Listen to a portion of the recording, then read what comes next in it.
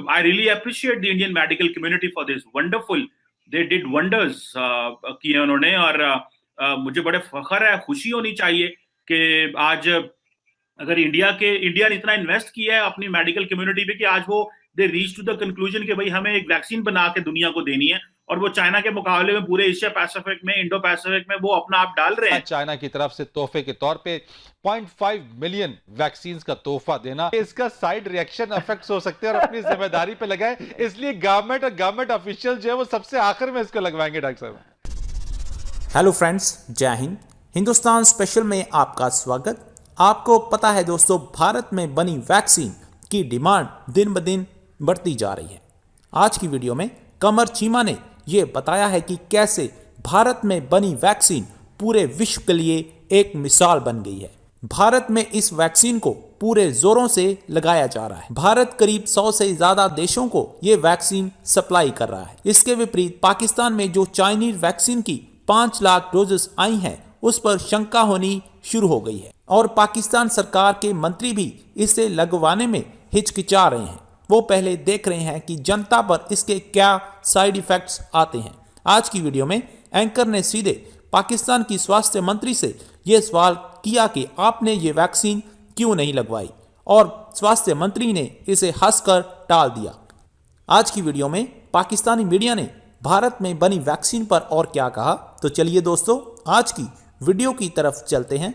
और बाकी starting from the solar alliance, locust, covid, climate change, diplomatic relation, और hype ना क्रिएट करें, एक्सपेक्टेशन ज्यादा ना रखें, और ट्रैक 1.5 जो which is supported by the government, I really endorse with you. And मैं समझता हूं कि और आपने जो कोविड-19 जो कोविड डिप्लोमेसी की इंडिया को, बल्कि मैंने तो वीडियो भी बनाई है इसके ऊपर कि भाई I really appreciate the Indian medical community for this. Wonderful, they did wonders किए उन्होंने और मुझे बड़े फख्र है, खुशी होनी चाहिए कि आज अगर इंडिया ने इतना इन्वेस्ट किया है अपनी मेडिकल कम्युनिटी पे कि आज वो they reach to the conclusion कि भाई हमें एक वैक्सीन बना के दुनिया को देनी है और वो चाइना के मुकाबले में पूरे एशिया पैसिफिक में, इंडो पैसिफिक में वो अपना आप डाल रहे हैं।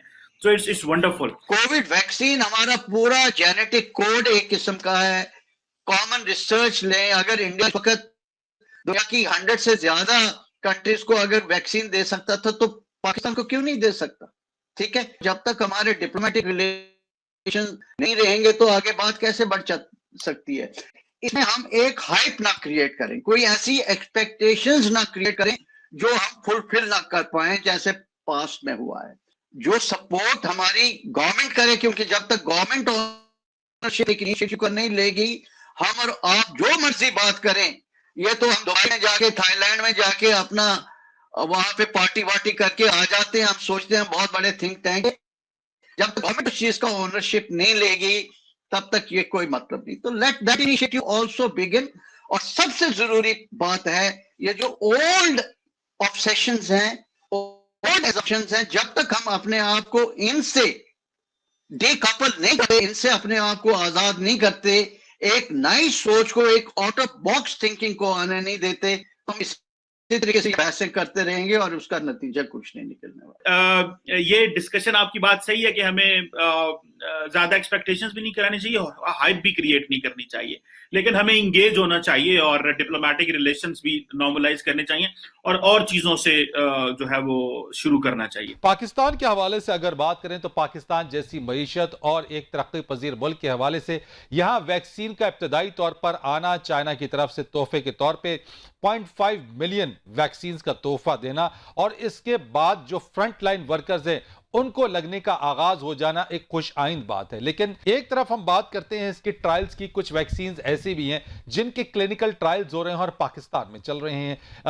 जो हुकूमती वुज़रा हैं वो ये भी कहते नजर आते हैं कि इसके साइड इफेक्ट्स भी हो सकते हैं, आवाम अगर इसको लगाएं तो अपनी जिम्मेदारी के ऊपर लगाएं। ऐसे स्टेटमेंट्स या ऐसे बयानात क्या ये वाजे नहीं करेंगे कि अवाम ये वैक्सीन से डर और खौफ उनमें पैदा हो जाए? क्योंकि बुनियादी तौर के ऊपर ये हुकूमत की जिम्मेदारी बनती है कि अगर कोई वैक्सीन पाकिस्तान में आ रही है या पाकिस्तान में उसको लगाया जा रहा है तो वो एक मरबूत निजाम के जरिए और उसके तमाम तर असरात को देखते हुए उसकी मंजूरी दी जाएगी। ये अवाम या लोग इससे हुकूमत से तवक्को रखते हैं। अभी आपको पता है कि एक बात मैं आपसे पूछना चाहता हूं, चूंकि आपने बात की है, वेरी राइट, बिल्कुल। वो ये कहते हैं कि चूंकि डॉक्टर साहब ने एक बात कही है कि इसका साइड रिएक्शन इफेक्ट्स हो सकते हैं और अपनी जिम्मेदारी पे लगाए, इसलिए गवर्नमेंट और गवर्नमेंट ऑफिशियल जो है वो सबसे आखिर में इसको लगवाएंगे। डॉक्टर साहब नहीं, खुदा न खास्ता, आपको पता है कि ना तो मैंने कभी किसी के साथ गलत बयानी कभी की है। मैं पहले डॉक्टर हूं, तो as a doctor I behave and I work ethically. Ethics जो है आपके medical ethics are very strong. अभी भी देखें, जिन लोगों ने 28,000 लोगों ने अपनी ये वैक्सीन के ट्रायल में पार्टिसिपेट किया, हर बंदे ने एक फॉर्म साइन किया जिसमें उनको जो साइड इफेक्ट्स है उनके बारे में बताया गया और उनको कहा कि भी आप कंसेंट दें हमें कि आपने फॉर्म साइन करना है। अभी भी हमारे जितने हेल्थ वर्कर्स जो हैं वो जब आके वैक्सीन लगवाते हैं तो कंसेंट फॉर्म साइन करते हैं। सारी पढ़ी लिखी दुनिया में इसी तरह दी जाती है वैक्सीन और इसमें कोई गलत बात नहीं है। हम बाय नो चांस इस वजह से, देखिए मकसद ये है कि मास्क की बात अगर आपको याद हो, शुरू में हमारे पास मास्क की कमी थी और लोगों ने मास्क की कीमतें 400-400 पे कर दी थी। तो आपको याद है मैंने एक स्टेटमेंट दी थी कि मैं मास्क उस दिन पहनूंगी जिस दिन बाकी पाकिस्तान के लोगों को मास्क पहनेगा, और मैंने अपना वादे पे कायम रही। वजह ये मैं तो बूढ़ा बंदा हूँ, आई एम 70 ईयर्स ओल्ड, मैं तो सबसे ज्यादा वल्नरेबल हूँ, लेकिन मेरे लिए एक जिम्मेवारी है एज अ मिनिस्टर कि मैं पहले लोगों के लिए सब कुछ करूँ, फिर मैं अपने लिए सोचूं। लेकिन डॉक्टर साहब आपने क्या स्टेटमेंट आपकी तरफ से आया, इसको बड़ा उछाला जा रहा है वैसे इस स्टेटमेंट को, जो आपने एक बात शायद कही है जिसमें आपने कि हर शख्स वैक्सीन अपनी जिम्मेदारी पे लगाए, तो मैं चाहता हूं जरा क्लेरिफाई कर दें कि यह बात आपने कही क्यों है वैसे। देखिए, जब आप कंसेंट किसी की लेके वैक्सीन लगाते हैं तो क्या होता है उसका मतलब, मैंने कोई गलत बात तो नहीं कही।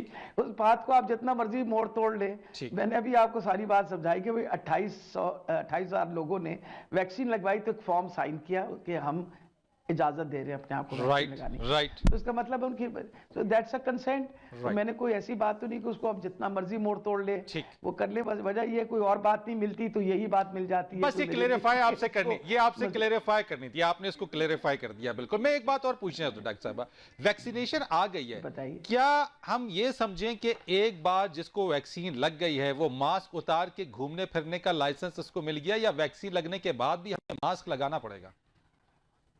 नहीं, मास्क जरूर लगाइए। वजह यह है कि पहले तो हमें कोशिश करनी चाहिए कि बीमारी लगे ही ना। वैक्सीन के साथ अकॉर्डिंग टू इट अगर खुदा ना खास्ता लगे भी तो it will be mild, it will not have those adverse side effects जो आपको पता है कोविड के साथ जब ये पेंडेमिक होती है तो आपको पता है कि फर्टिलिटीज कितनी बढ़ गई थी बूढ़े लोगों के अंदर। अब जब 60 साल से ज़्यादा उम्र के लोगों को हम इसलिए लगा रहे हैं कि उनमें फर्टिलिटी सबसे ज़्यादा होती है। अब अगर फर्टिलिटी सबसे ज़्यादा उनमें है तो सबसे पहले उस ग्रुप को देंगे, ताकि अगर खुदा न खास्ता लग भी जाए तो वो इतनी माइल्ड हो कि उसमें किसी किस्म का कोई मसला ना हो उनके लिए।